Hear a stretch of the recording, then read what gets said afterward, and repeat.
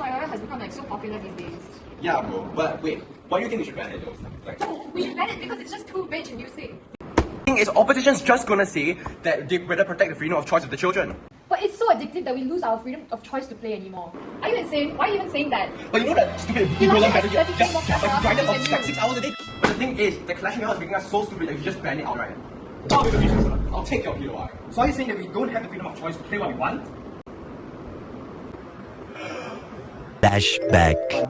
But it's so addictive that we lose our freedom of choice to play anymore. No, but the thing is, the Clash Royale is so addictive that we already don't have a choice.